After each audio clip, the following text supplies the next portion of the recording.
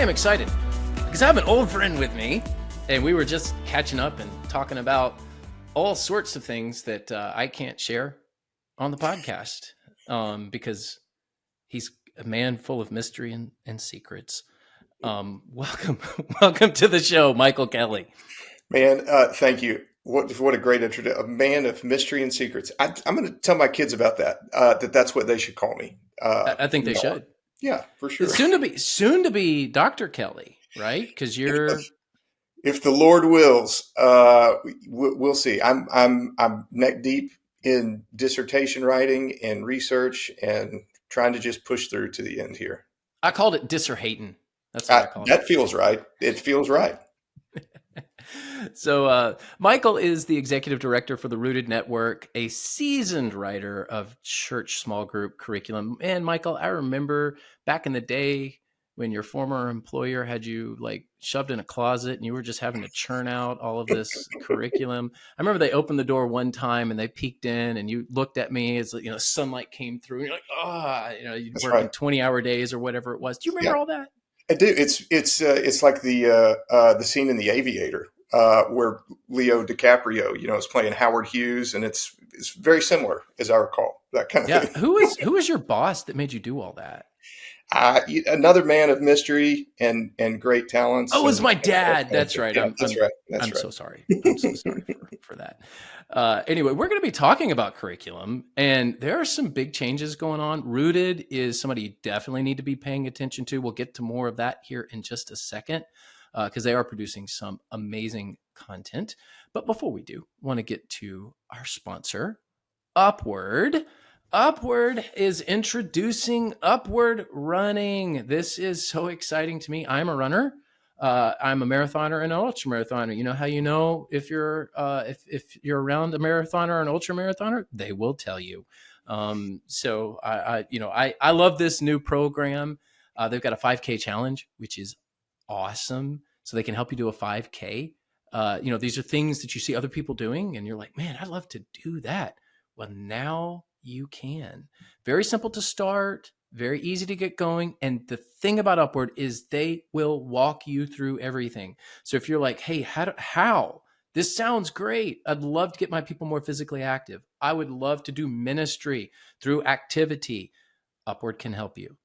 And here's the thing. Go to upward.org/runcoach, RUNCOACH, upward.org/runcoach. We'll put a link in the show notes as well. Absolutely great program. Upward's been a phenomenal partner of ours. We love pointing people their direction because we know that you're going to get great service and have a wonderful program. So go check them out. Upward Running is now here. All right, Michael. Good to have you. We'll have to have you back again. Like this guy, let me tell you, listeners, this guy is one of my favorites. So we're going to be talking about small group curriculum. So before we even get into it, tell us a little bit about what you're doing with Rooted and Rooted Network, because I think this is so important for people to hear. Yeah. So the Rooted Network, we create resources for the purpose of connecting people to God, to each other, and to the church. It's a really simple mission. It's what we try to do. The core, sort of the thing at the middle of everything that we create, is a 10-week experience that's called Rooted. So it's very creatively named. What we tell people is that when you put your folks through Rooted, through that 10-week experience, it is going to level set the expectations for what it means to be called a disciple of Jesus Christ. One of the unique things about it is that churches who use Rooted, engage in that 10-week experience, they'll have people who have been Christians for a very, very long time, Christians who are barely Christians, and then people who are not Christians exploring the faith, and allow them to interact together. And the Lord just does some amazing things through that. People come out of that 10-week experience immediately connected to each other because there's a strong sense of sharing each other's stories with each other, but also immediately connected to the broader church because you discover your spiritual gifts in Christ. There's opportunities for the leader to connect them in. So it is a great level setting, culture shaping kind of resource to be implemented in the church. And then all of our other resources that we create are built on the same philosophical groundwork that drives Rooted. So it's a consistent experience with the other resources that people use and utilize in their small group ministry. So that's what we're doing. So you can check it out at experiencerooted.com/church answers. By the That's way, right. we'll That's put right. a link in the show notes. That's experiencerooted.com/church answers. I do want to dig into this concept of curriculum, because boy, has it changed like the last 20, 30 years. I mean, print is dead, right? Mm-hmm. Well, it's not, but that's the saying. Everyone's online. Everyone's like, I'll just watch a YouTube video Mm-hmm. for my Mm-hmm. curriculum. Unless it's Michael, that's ill advised. Don't do that. So what are these changes that are occurring? And like, we feel them as church leaders, and your people feel them as consumers, not the right word, but people who consume the material. How has small group curriculum changed? There's a few things that come to mind, and many of them, as you would suspect, right, are driven by outside cultural dynamics that are changing the nature of what happens in small groups. One of them is there seems to be kind of a polarization in terms of the type of curriculum that churches want in their small groups. So when I say polarization, what I mean is that churches seem to be getting more convictional in the type of resources, specifically as to whether those resources utilize a teaching approach or a facilitating approach. So I think there's just there's less and less middle ground of churches that would say, hey, our leaders are kind of teachers, but they're kind of facilitators. It's more like, no, all of our small group leaders are facilitators, or they would say, no, we're trying to teach. That's what we're trying to do here. So that's one thing. Another thing is an increasing rise in sermon-based small groups. So this would almost be it's not anti-curriculum, because there still is a curriculum, but it's an in-house kind of curriculum that's produced by people at the church. One of the advantages, I think, that drives churches to make that choice is curriculum, when it's produced in that way, by its nature, it's just going to be more specialized. It can be more directly applicable to the people that are there, but also it can be more protectionary. And that's, I think, the third thing that comes to mind in terms of small groups. So as a culture and society, we're just becoming more politicized. And so I think one of the reasons why, and it may be sort of a latent reason why churches are moving to a sermon-based kind of model, is because they want to keep a tight rein on that environment to try and keep the language, the opinions, and the stances, to keep it really, really tight, centralized in terms of what the churches teach.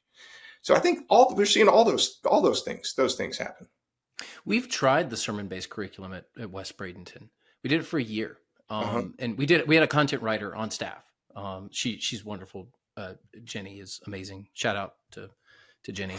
I don't know if she listens to the show. Probably not. Anyway, she writes curriculum. She does all that stuff. She's very talented. So we had the blessing of having somebody at the church to do it. But even then, we had one of the best in the nation doing it. It was hard. Yeah. It was really hard. And that's the trade-off. It's just a grind. I mean, it is a grind. Unfortunately, what happens a lot of times when churches do move to that model is, because it is such a week in and week out grind, it becomes, just 4 or 5 questions on a piece of paper. And you nailed it. That's what we ended up doing. Yeah. Yeah. And it wasn't enough. Right. It ended up working for a season. We were going through the Bible. And so everyone ended up doing all the Bible stories together, kids, students, adults, and I was preaching on it. So it was a 1-year series, 66 and 52, 66 books of the Bible in 52 weeks. Worked out well, ended up becoming a book of mine. So Yeah, yeah. Understanding the Bible as a whole, turned it Yeah. into a book. And Right. Michael, you can appreciate this as a writer. I wrote it in 3 weeks because I was Oh on my deadline. gosh. Yeah, I know. I know. It was misery. It was misery. Wrote it in 3 weeks on deadline, no marketing. So I rushed through it. Granted, the editor was good, so thankful for that. And it's my best-selling book. No kidding. Yeah, Is it really? yeah, yeah. Go figure. All the books that I like pour myself into, and this is going to be 100,000 unit seller, and blah. Hilarious. Nope, it's that one. So, but it's been a good book, and everyone comes up to me that reads it. This is so good, and I'm like, I don't even remember writing it. I was Yeah, I was exactly. writing in such a fury. In a haze. You wrote it out of a haze to do it. Yeah. Wow. So, Interesting. um, so let's talk about some of these cultural dynamics. How does that influence the topics? Are you seeing this as a writer yourself? Does it change the way you write? It does, and I think it can change the way that you write in a couple of different ways, depending on your perspective, right? And it can change the way that you write because you feel compelled to address things with maybe more specificity than you might have 20 years ago.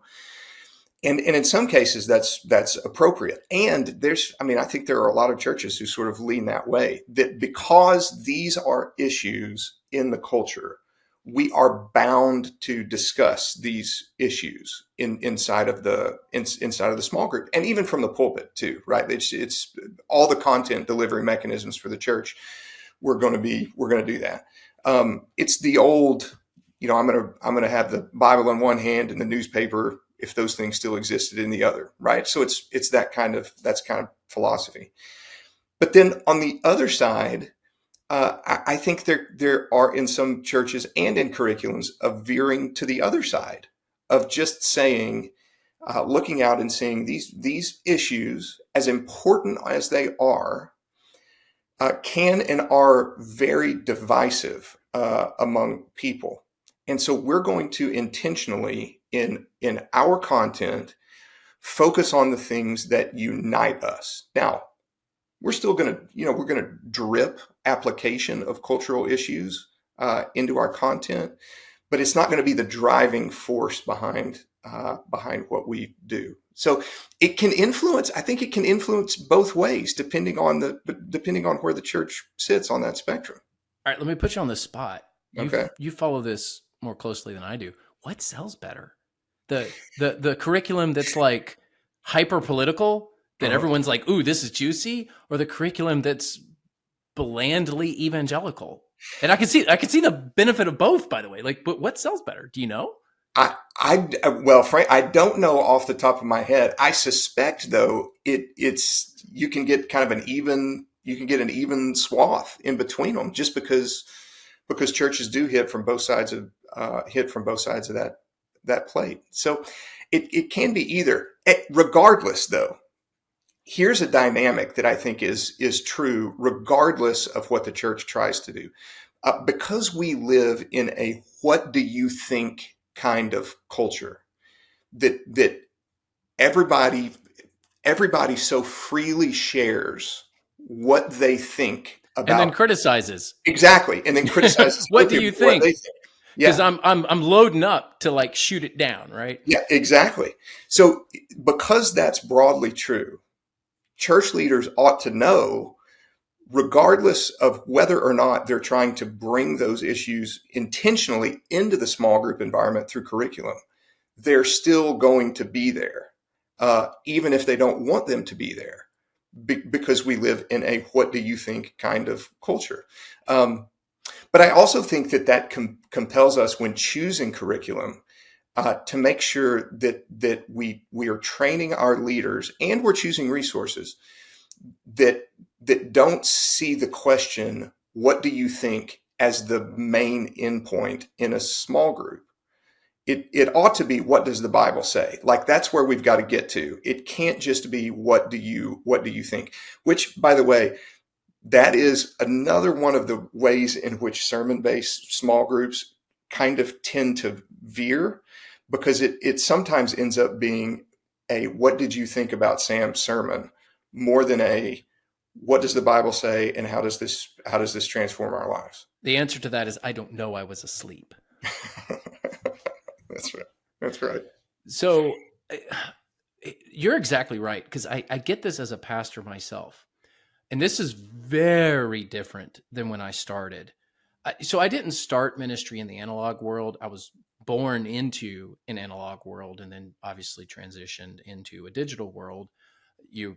Similar thing, because we're close in That's right. age. You can relate to that, and I'm sure a lot of our listeners can. But I didn't, I don't know ministry from the analog world, but it was early enough when I started in the mid 2000s that there was still a lot of that world left over in Sure. churches, because churches take forever to change.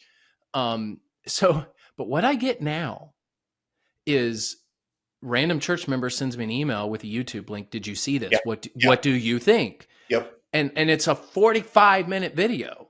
And it's like, how do I respond to this? Because no, I have not seen this. This is some obscure person on YouTube saying something. And that's hard. I mean, I want to be sensitive to all of my church members, and they respect my opinion. They genuinely want to know. But let me tell you, that part of the culture and ministry is very hard, because I cannot possibly consume all of the content that my church members are consuming online and then have an opinion about it. That's right. Which plays into why curriculum is so important. If you give people a free-for-all, they're going to have a free-for-all. And that, I try to push people back to their life group leader. I try to push them back into their group. It's like, no, I haven't seen this. I'm very sorry. I try not to lie and make up stuff, sometimes it's like, I know the person, but I haven't seen that video, but I don't know how they feel about that person. Do they like this? Do they not?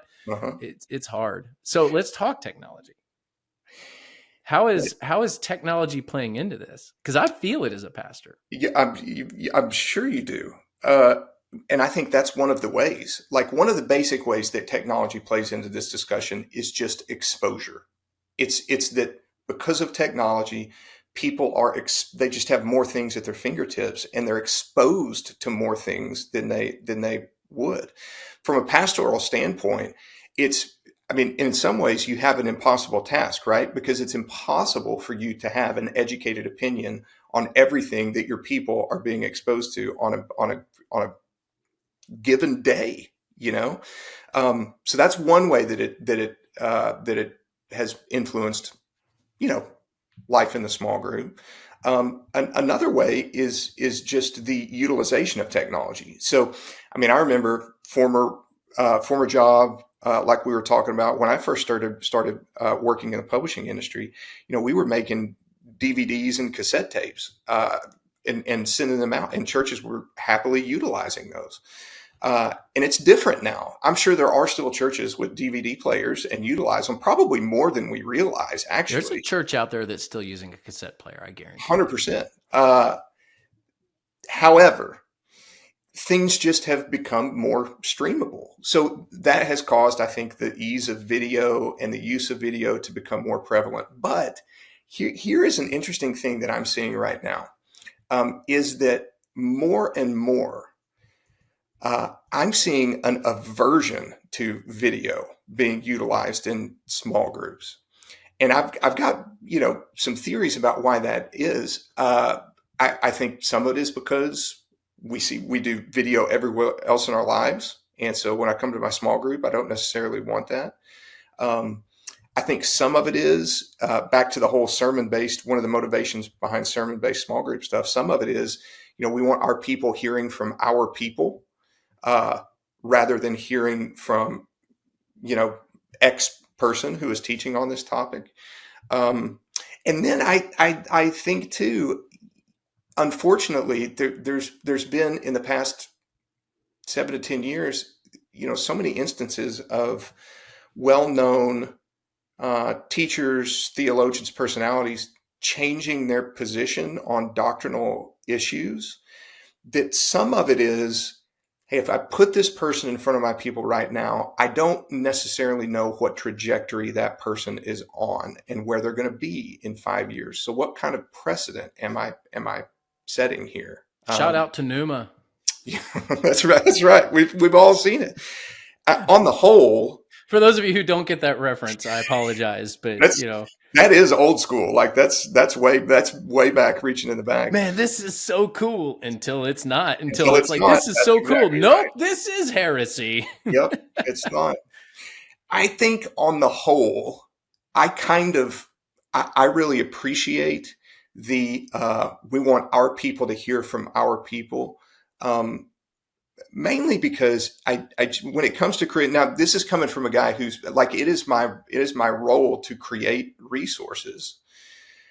But in holding that role, one of the things that I'm constantly just compelled to remember is that Jesus did not look at a curriculum piece and say, "You go make disciples."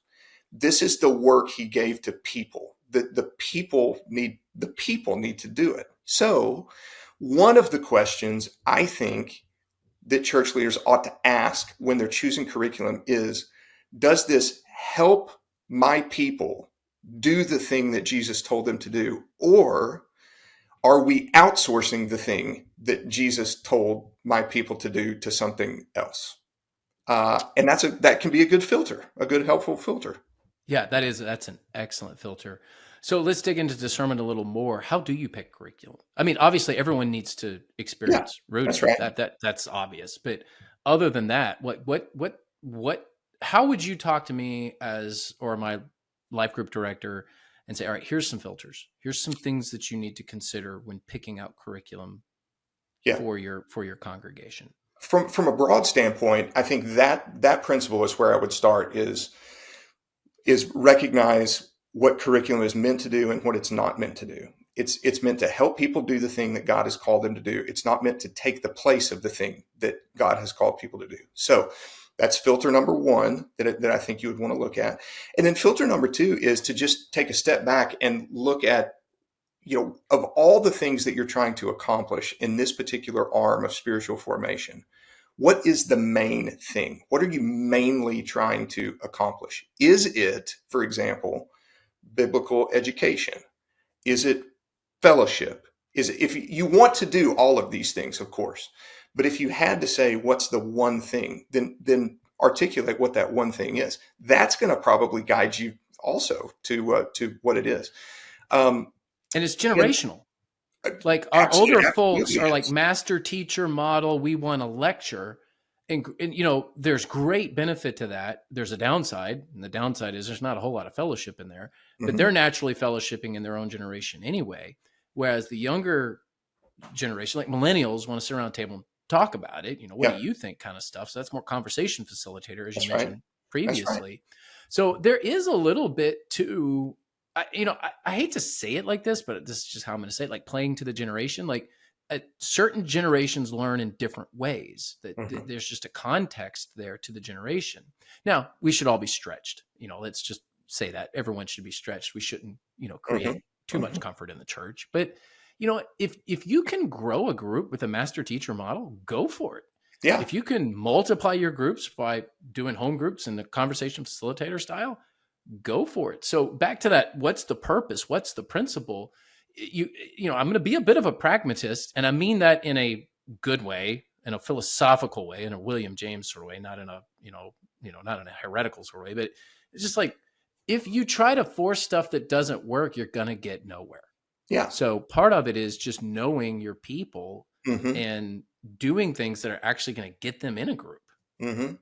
Listening to you talk, saying it is not unlike, I don't think it's not unlike the discussion around style of worship that was being had 30 or 35 years ago.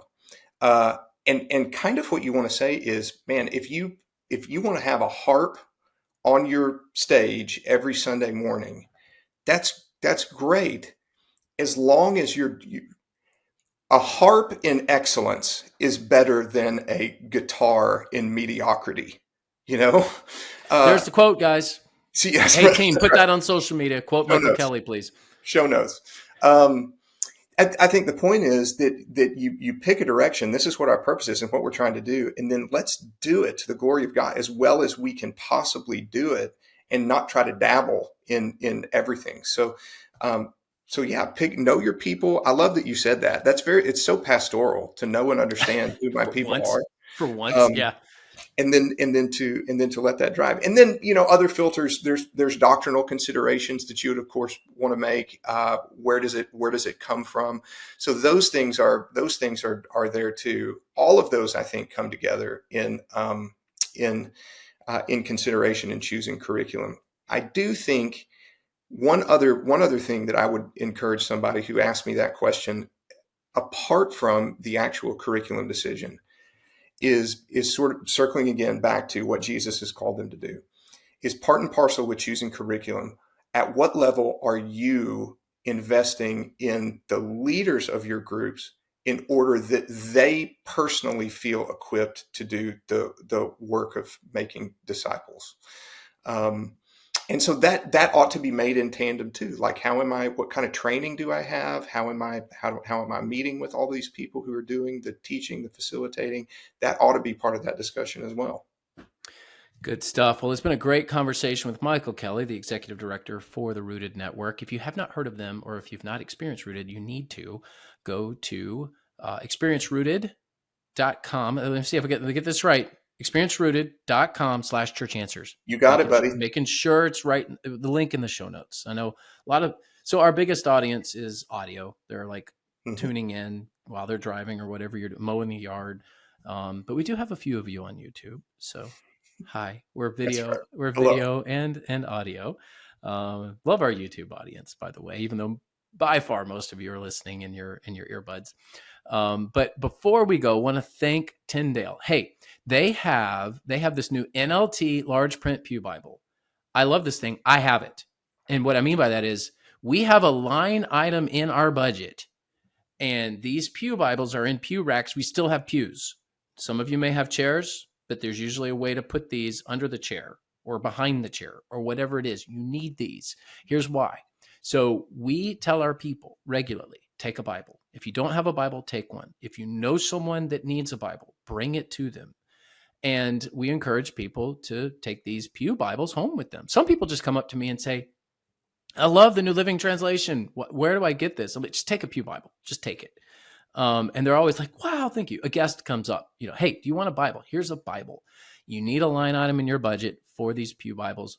We've done it. You need to do it. It's the New Living Translation, but the NLT large print Pew Bible, fantastic choice. You can get them at church-connect.com. We'll put a link in the show notes as well, church-connect.com.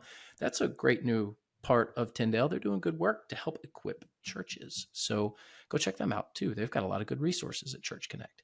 So thank you all for tuning in to today's episode. It's awesome having Michael on the show with us. And Michael, we'll bring you back sometime soon. It's great. All of you, we'll see you on the next one.